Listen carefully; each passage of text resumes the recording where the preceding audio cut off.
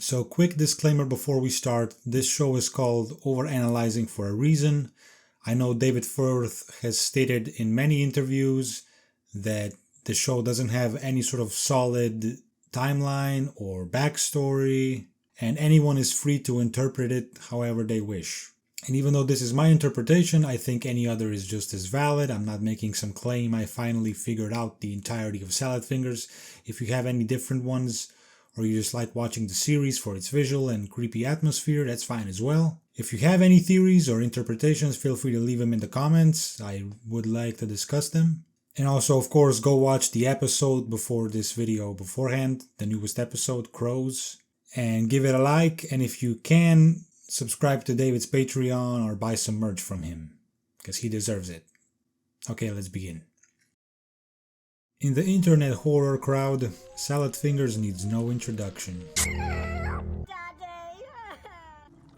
Or rather, actually, it is the introduction. It's one of the earliest entries in the online horror or abstract art space. And even though it has only 14 episodes in relation to its 20-year lifespan, the community can't help but rewatch them all time and time again, perhaps seeing something different each time. But for this video, I've decided to focus on the latest episode, Crows. And while I've seen lots of people in the comments interpret the crows or the premise of the entire episode as an allegory for dementia, which I can get behind, but I saw something else.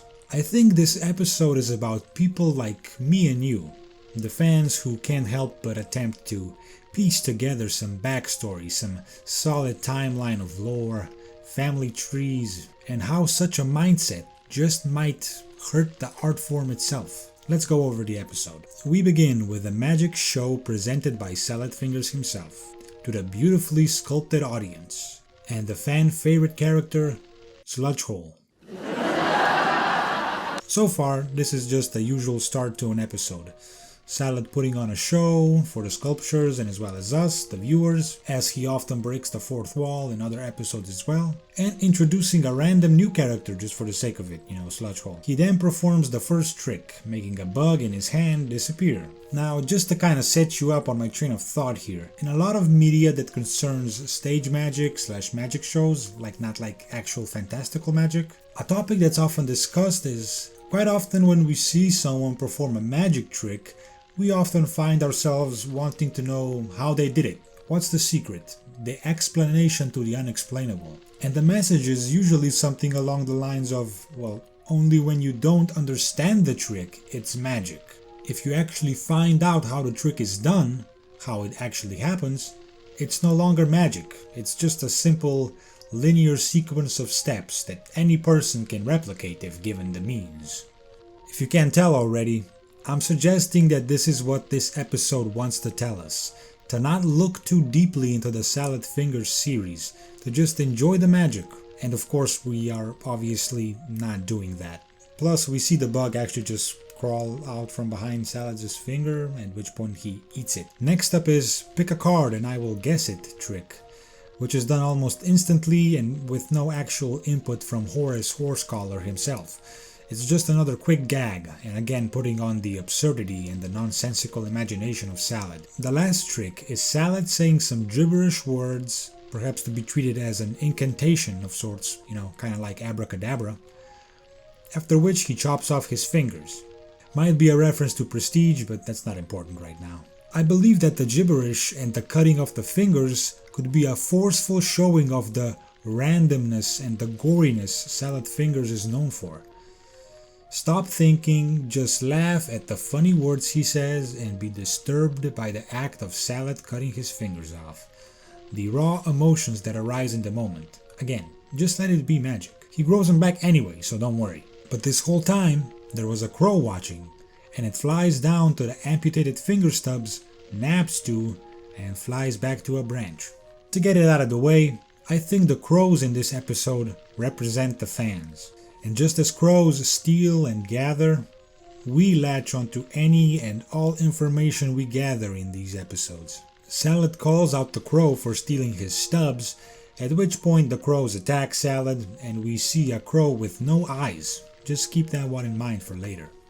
Horace jumps in to save Salad, because horses are loyal and cool, and how's that for symbolism? I don't know. Returning to his house, we notice that Salad actually has quite a lot of dead crows in his house, and he's making random tools and ornaments and even a beak soup out of them. I see this as a sort of meta commentary on how, despite the fact that us, the theorizing fans, can be quite annoying with the constant want to have a clear backstory or, to figure out the secrets, which David often states that, that's not the case, it will never happen. But the people that constantly engage with the medium and advertise it and make videos about it, the crows are still the ones providing the sustenance, the views, the ad money, the earnings of David's entire YouTube channel. Though the crows can be bothersome, they provide the means in the end. And now that I think about it, this does sound kind of narcissistic, like, oh, he owes it all to us.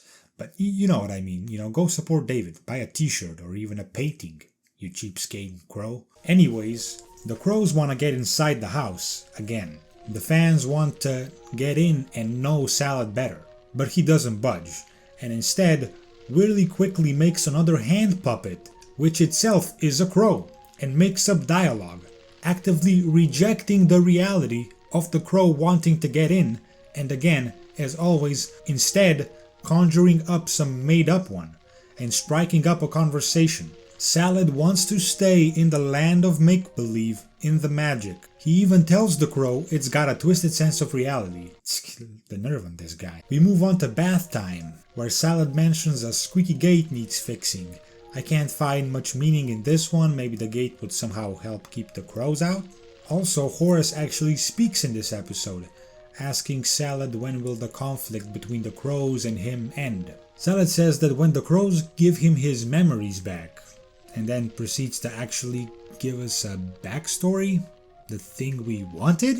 It cuts to 16 and 20 moons ago, before the Long Dust Gathering.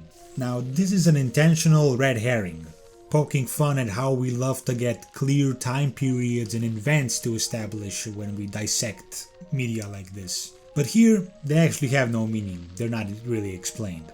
As a matter of fact, this entire backstory sequence, the thing that all of us wanted the most, in my opinion, is designed to make fun of us, the fans who overanalyze. Anyways, we see Salad playing another made-up board game with a crow, and the crow flies to perch on Salad's hand, and it digs into his head and tear out a chunk of his brain. To me, this represents the fans wanting that direct and clear information about the show. More crows come and pick at his brain, one even stealing his name. But he luckily has it written down, it's actually just gibberish on the paper. And he concludes his name is Chester Chithers. I feel like a lot of people probably wanted him to say Hubert Cumberdale here, as it's a popular theory that Salad and Hubert are one and the same. And then he even gives us a reporting for duty, sir. Again teasing us with another popular theory, one that suggests that Salad Fingers' world is a wasteland post a devastating world war in which he himself was a veteran. Salad then blacks out and wakes up a while later, the crows having picked on even more of his brain, even managing to collect the memory of a secret family treasure. So they fly right over to where it is and dig it right out. Salad is very upset and sad over this, and I'm gonna quote him now. Listen to this quote with my interpretation of the crows being the fans wanting the entire backstory in mind. It's all you ever wanted, to dig up my buried riches and take it for your own dirty selves. He just wanted to give us a show at the start, a magic show. Some mindless, creepy fun, but we don't care. We want what's underneath, the buried riches, so to speak. And instead of the riches, out of the bag falls a corpse. At first I thought it might be Kenneth again from the Shore Leave episode, but it looks slightly different and old Kenny wasn't reburied in a bag. So maybe now we're all waiting. This corpse will be some sort of grand reveal, a hint of lore that will make all the episodes that came before make sense. Is it some other family member? One of the puppet's actual body? Nah. Salad Fingers brings back the magic and the imagination and conjures up another new character, Mason Fridgewater, quickly accusing him of pilfering the family fortune and just forgetting about the crows again, and just dumping him back in the hole, kind of sneakily so. He doesn't want to be seen doing this. He's just brushing the problem under the rug and wants to go back to imagining his own reality. And that's the end of the backstory. We're now back to the bathtub. Next scene is Salad getting some sleep, and a crow manages to sneak inside the house and steal both his eyes. Very slowly and gruesomely, but what did you expect? But when Salad wakes up in the morning, he doesn't seem bothered at all. As a matter of fact, I think this is one of the few times we do actually see the extent of Salad's imagination. When he walks blindly through the house, he imagines his floor is carpeted with a bright orange swirling carpet, a stool shaped like a mushroom. Fun and innocent stuff. Not seeing actually kind of seems to help him. The more he's allowed to just imagine everything, the better he is mentally. He seems so happy and elated, and it inspires him to become even more imaginative, just straight up having a conversation with a wall now. And then he goes outside the house and he pets Horace. And just another quick fun theory that's not actually related to the episode itself, but Horace Horsecollar is spelled differently than the original character, the original Disney character it's based on. Mickey Mouse from the old animations and Horace Horsecollar recently entered public domain, meaning anyone can use them in all their works, even for profit. And I feel like David intentionally didn't use the actual name as a slight critique towards all the pieces of media who used Mickey's likeness in a lot of horror projects. Even though he legally could use the original name Horace Horsecollar, he even did it way back then, but back then he didn't care. He refuses to do so now, as a sort of spite. Anyways, he is seemingly able to telepathically connect to his eyes again, seeing through them again, and now he goes from being happy to being disturbed as he sees that the crows seemingly cut off Horace's head and hung it up on the tree. My best interpretation of this is, well, the crows have killed and ruined a friend of Salad, much like the theories of Hubert being Salad or Marjorie being his wife. The fans take the imaginary friends of Salad and try to give them a clear and stable identity, something that Salad doesn't like, as the names of the puppets and really any character can change on a whim. To Salad, grounding a character with an identity is death. It can no longer be changed to suit his imagination. We see the eyeless crow again, and the other crows now insert Salad's eyes into the crow's eye holes. And the crow just starts freaking out. It looks like it's in great pain, like it's going mad, while the blind Salad happily rides around with a gleeful music box tune in the back.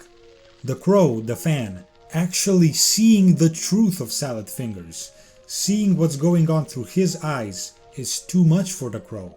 Like it caught a sight of Cthulhu, it's driven to madness. We think we want answers, but we might regret getting them once we do. While Salad is just happy to be rid of his reality, and he's doing just fine being blind and imagining everything. But as expected, Salad and Horace get their parts back in order. Salad even saying, just like that, everything went back to normal. Again, kind of meta-referencing the natural episodic narrative shows like these often follow. Anything can happen during an episode, but at the end, it always goes back to how it was. But at the very last moment, the last crow flies by and eats up the last of Salad's memories, and the world around him fades into a gray void. And now he doesn't even know anything. He can't imagine anything anymore. Because if the crows, aka us the fans, would ever figure out everything behind Salad Fingers, it would be over. Just like the magic trick at the beginning. The Salad Fingers series would just become a series of creepy events. The magic trick would no longer have the magic. Yeah, quite a loaded interpretation. I really tried to give every single scene a meaning and stuff like that, so I do admit it is a little much. But hey, I can't help but be the way that I am. As I said, let me know your interpretation. Let me see if you agree. Let me see some of your evidence on the dementia interpretation. But yeah, I think I'm gonna make Overanalyzing Things a series. I already did one for Postal. And yeah, I don't know, check out some other videos and stuff. Thanks for watching. Go watch Salad Fingers. Go give David money. And maybe like this video too if you wanna. and maybe subscribe. Yeah.